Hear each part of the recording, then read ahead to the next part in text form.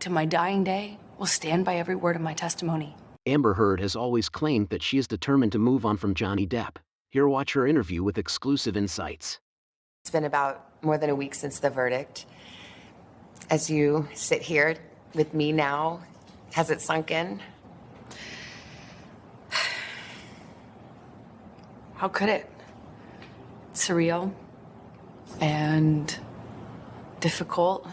Just notice how she goes from not accepting the verdict to being victimized. In part, yes.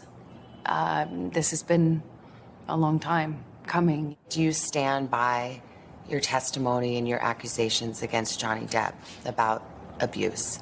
Of course, to my dying day, will stand by every word of my testimony. So guys, there's no denying here, this is pure damage control by her, doubling down on her testimony to try to win over people who are in the middle. I think vast majority of this trial was played out on social media. I think that this trial is an example of that gone haywire, gone amok, and the jury is not immune to that. You think the jury saw it? How could they not? I think even the most well-intentioned juror, it would have been impossible to avoid this. Just focus on these carefully articulated words. She blames that jury was absolutely wrong and at the same time tries to save herself from any rebuttal by saying being humans, how couldn't jury not falter because of social media? Every single day I passed for 3, 4, sometimes 6 blocks, city blocks lined with people holding signs saying burn the witch, death to Amber. Now these are the double standards of her. On one hand, she talks about absolute right of free speech and First Amendment. On the other hand, if public speaks their anger, she has an issue. Also remember guys, there hasn't been even one attempt of any physical assault on her. After 3.5 weeks, I took the stand and saw just a courtroom packed full of Captain Jack Sparrow fans who were vocal, energized. Now this is the part where most people have the most issue with, that everyone who supports Johnny Depp is a fan of Captain Jack Sparrow. Vast majority of people outside of US and EU wouldn't have watched even a single clip of Pirates of the Caribbean. Can you put into words how that felt? This was the most humiliating and horrible thing I've ever been through. I have never felt more removed from my own humanity. I felt less than human. Let's go back to the day of the verdict. Were you feeling confident?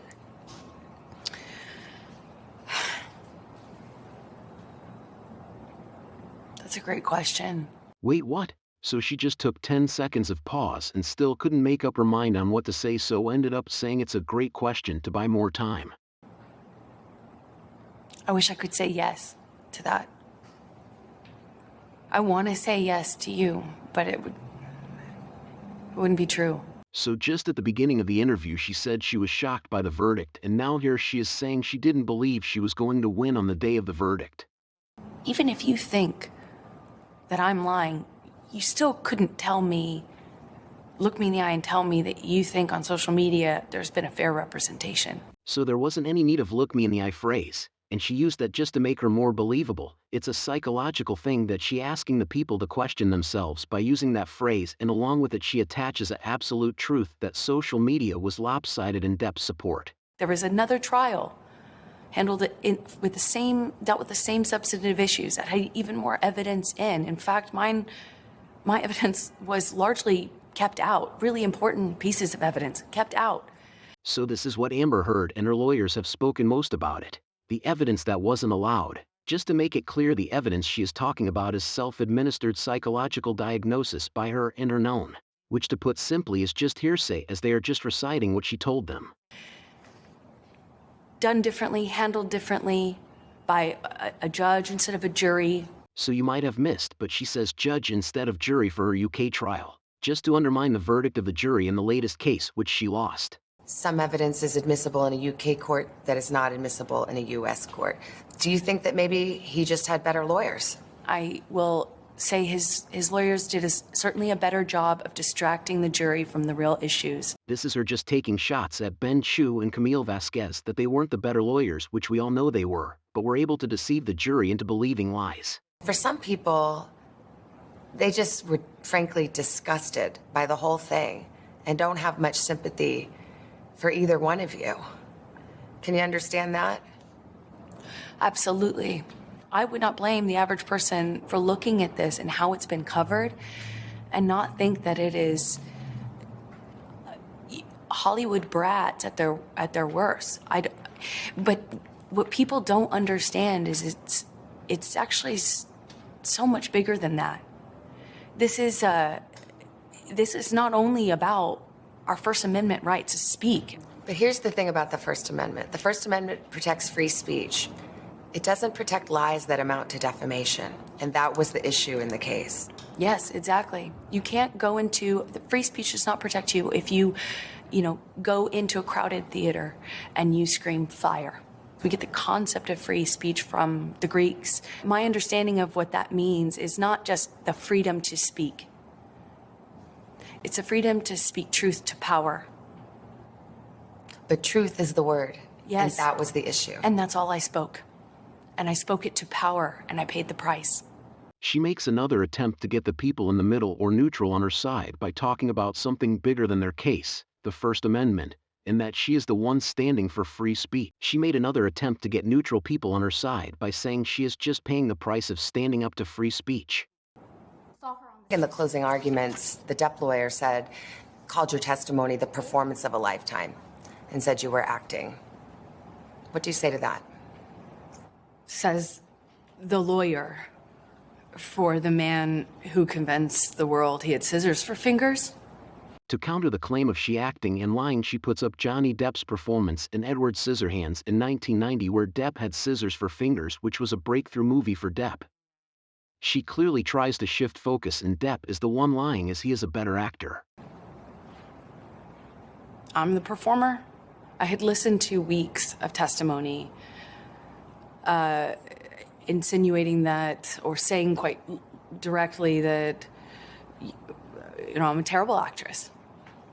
So I'm a bit confused how I could be both. Now again, she makes an attempt to win over people in the middle by saying Johnny Depp's team is the one that been making self-contradictory statements and placing lies all over. The Depp team argued that you were the abuser, that you instigated physical violence. Did you? I never had to instigate it. I responded to it. When you're living in violence and it becomes normal, as I testified to, you have to adapt. Here she plays another trick and tries to portray herself as a helpless woman who had no option but to fight back. You say you were responding, but there is evidence. There are tapes in which you acknowledge hitting. There are tapes in which you say, I started the fight. I know much has been made of these audio tapes. They were first leaked online after being edited. What you would hear in those clips are not evidence of what was happening. It was evidence of a negotiation of how to talk about that with your abuser. On being confronted with evidence of clips of she admitting to starting fights, she tries to disregard it all and calls them all just in the act of negotiation to end the fights and disputes. But I am looking at a transcript that he says, you start physical fights, and you say, I did start a physical fight. I can't promise you I won't get physical again. I mean, this is in black and white. I understand context. But you're testifying and you're just telling me today, I never started a physical fight, and here you are on tape saying you did. As I testified on the stand about this, is that when your life is at risk, not only will you take the blame for things that you shouldn't take the blame for, but when you're in an abusive dynamic, psychologically, emotionally, and physically, you don't have the resources that, say, you or I do with the luxury of saying, hey, this is black and white, because it's anything but when you're living in it. Now she makes another attempt to take the public's focus off the evidence by adding to her statement that all those clips and recordings were under mental stress and pressure of she being depressed and fearing for her life, and then adding that all of that evidence is taken out of context and has no meaning whatsoever. Folks, now the question is, if she's asking us to disregard all this documented evidence, then why should we ever trust her own words in the first place, which aren't documented as evidence anywhere?